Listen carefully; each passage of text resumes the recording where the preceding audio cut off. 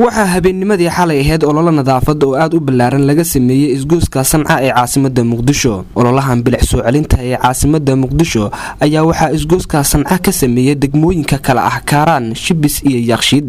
Gudoomiyaha degmada Yaaqshiid Muuse Geesay oo codka saddexda degmo ku hadlay ayaa guud ahaan u mahadceliyay degmooyinka mas'uuliyadda iska saaray hagaajinta isgoysyada muhiimka u ah bulshada caasimadda.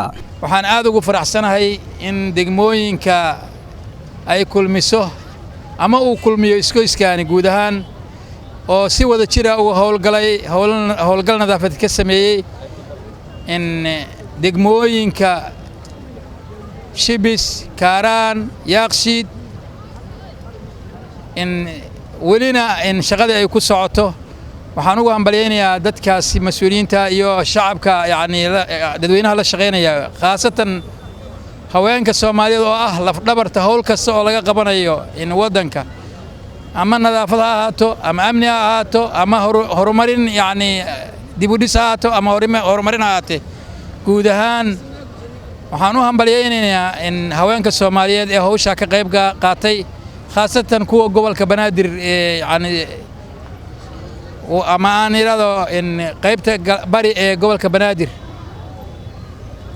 waxaan mar labaad ogaadin iyo hambalyo u jeedinayaa howlkarrada sida daacadda ugu shaqeeya wadankooda. agaasimaha guud ee nadaafadda iyo bilic soo celinta dawladda hoose ee Xamar Sharmaaka Abuukar Cadow oo goobjoog u ahaa ololaha nadaafadeed ee ay sameeyeen saddexda degmo ayaa sheegay in waaxda nadaafadda ay mas'uuliyad iska saartay baaqi gudoomiyaha gobolka Banaadir ahna duqa magaalada Muqdisho ee ahaa bulsho nabad ah iyo beled nadiif ah. sidoo kale agaasimaha guud ee nadaafadda iyo bilic soo celinta dawladda hoose ee Xamar ayaa bogaadiyay sida mutadaawacnimada ah haweenka gobolka Banaadir ay habeen iyo maalin ugu taagan yihiin ka qayb bilic soo celinta gobolka Banaadir. waxaan halkan u taaganahay ololada nadaafadeed oo aan ka sameeynay saddex degmo oo kala ah Yaaqshiid, Shibis iyo Kaaraan. hawsha hadda waxaan ka wadnaa oo shaqada ka socota isgoyska Sanca oo kulmiye saddexda degmo. waxaan rajaynaynaa guud ahaan magaalada Muqdisho inay noqoto meel nadiif ah.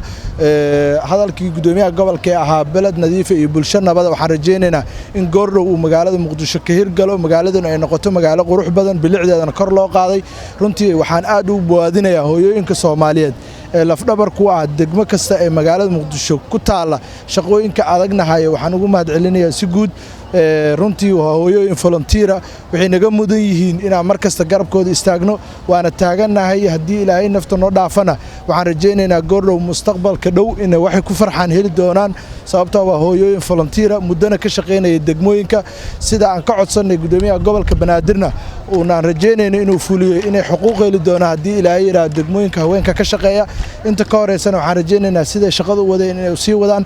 dhammaantiin waa idin bogaadinayaa degmooyinka Galbeedka taagan sida quruxda badan ee shaqada u qabateen. waana mahadsantiin. tan iyo markii uu madaxweynaha Jamhuuriyadda Federaalka Soomaaliya Mudane Maxamed Cabdullaahi Farmaajo uu magacaabay gudoomiyaha gobolka Banaadir ahna duqa magaalada Muqdisho Mudane Cumar Maxamuud Maxamed Cumar Finish waxaa inta badan xoog la saaray nadaafadda, waxaana hadda inta badan la hagaajiyay isgoysyada iyo laamiyada muhiimka u ah bulshada caasimadda ku dhaqan.